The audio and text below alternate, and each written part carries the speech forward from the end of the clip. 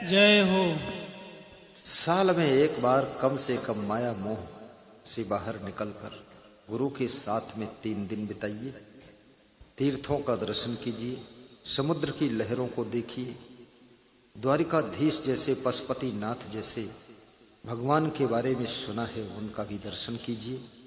और तीर्थों में जाने से क्या होता है?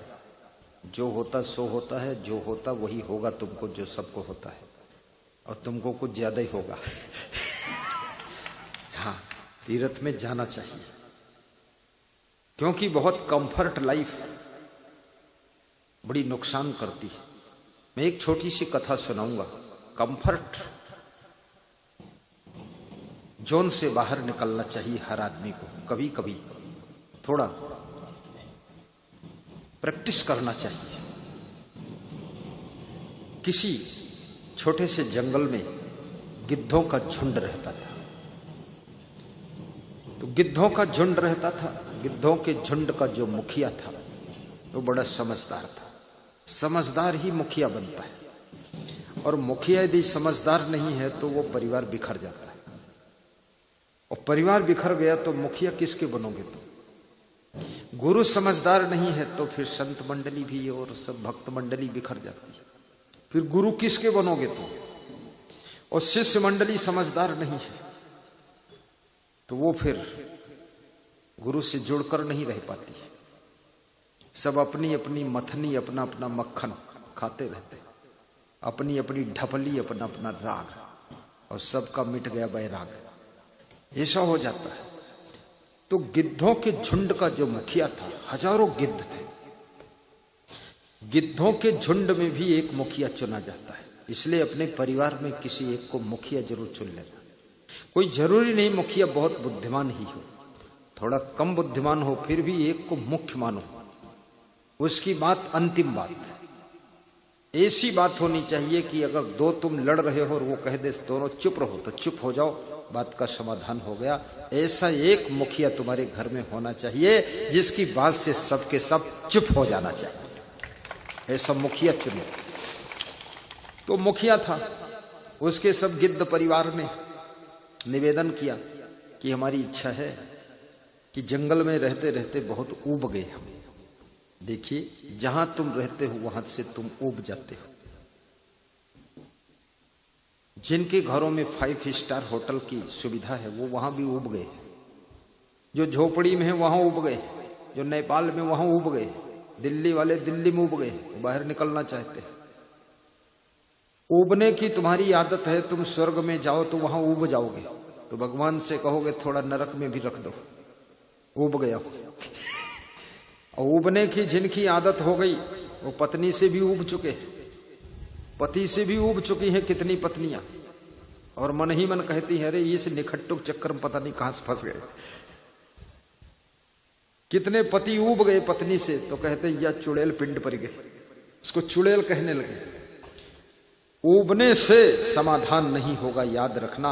ऊबना डूबना बंद करिए, समझदारी से काम करिए। तुम्हारे भाग्य में यही पत्नी थी, यही गुरु था, यही तुम्हारे भाग्य में पति था, यही बेटा था।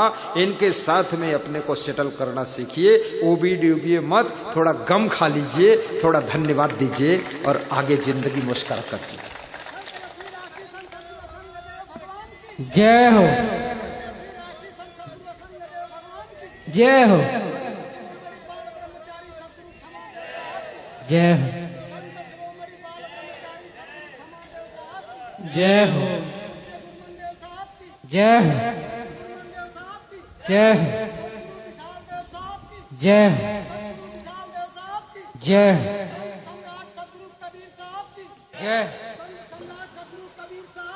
जय सभी संत समाज की जय, सभी संत समाज की सभी भक्त समाज की जय, सभी भक्त समाज की जय हो, भारत माता की जय, भारत माता की जय, संगत समिति जय, संगत समिति जय, आज के आनंद की जय, आज के आनंद की जय। साहिब आप महान भक्त सेवाधार जी हैं, आजमगढ़ के मूल निवासी हैं। आप पूरे जिले के समाज कल्याण विभाग के अफसर थे। और बनारस प्रयागराज से रिटायर हुई है और उनकी परिकल्पना है कि बनारस में एक समागम कराऊंगा और इनके समागम में ही ये तीर्थ दर्शन समिति का समागम अटैच कर दिया। वो जय बोलते हैं तो बिल्कुल डूब जाते हैं। श्री डॉक्टर हरेंद्र जी, हरेंद्र, डॉक्टर हरेंद्र औरैया जिला से, बड़ी श्रद्धा है, पति पत्नी दोनों पधारे हैं। कुछ उनकी आस्था ऐसी है, बोले आपसे मैंने कहा कि गुरुदेव मैं भी कभी कभी अपनी मौज में रहता हूँ, तो बोले ये समस्या है गुरुदेव, तो हमने कहा ये फूल ले जाओ, ये चक्र सुदर्शन का काम करेगा, साफ करवाएगा। तो बोली वो चक्र सुदर्शन ही बनेगा, सब साफ हुई वो बोली मुकदमा सब खत्म, झंझट हो गया। दूसरा फूल और दूसरी बार मिले, बोले ये समस्या, हमने कहा इसको ले जाओ। तो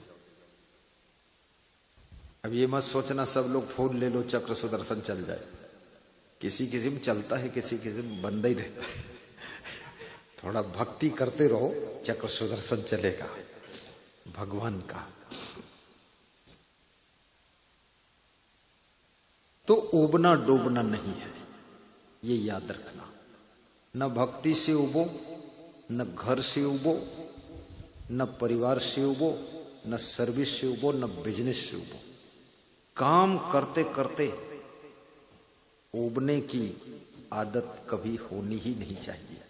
तो गिद्धों का झुंड अपने परिवार के मुखिया गिद्ध से बोला कि हम जंगल में रहते रहते ऊब गए, हमको बाहर ले चलो, थोड़ा समुद्र का टापू दिखा दो, चलो। कभी कभी परिवार का मुखिया नहीं चाहता है, लेकिन परिवार के ज्यादा सदस्य जो चाहते हैं तो उनके मन को संतुष्ट करने के लिए वो मुखिया भी साथ में चल देता है। मुखिया ने कहा चलो तुमको हम एक अच्छी जगह दिखाते हैं, समुद्र का टापू दिखा देते हैं। तो समुद्र के टापू पर ले गया, आइलैंड में ले गया। चारों तरफ समुद्र था, बीच में 2-3 किलोमीटर का टापू था, जैसे भेड़ द्वारिका, ऐसे लेकर गया और सबको वहां उतार दिया। खुली हवा, खुला मौसम देख करके सब गिद्ध खुश हो गए कि वाह, आनंद आ गया। दिन भर वहां रहे, आनंद रही। मछलियां समुद्र से छलांग मारती थी तो बाहर गिरती आकर, तो गिद्ध सब उसको उठाकर खा लेते थे। आराम से उनको भोजन मिल जाता था खाने को। 3 दिन के बाद गिद्धों के मुखिया ने कहा कि अब वापस अपने घर चलो,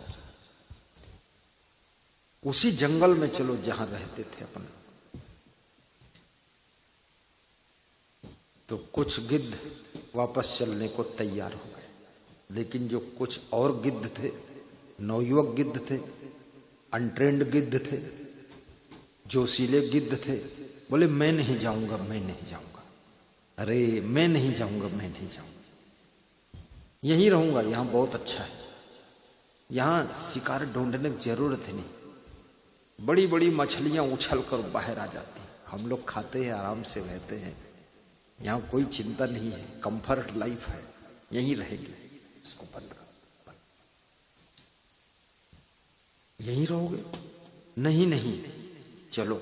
अरे बोले जंगल में रहते रहते हम सब ऊब गए, अब यहीं रहेंगे हम, यहां आनंद आ रहा है। तो जो गिद्धों का मुखिया था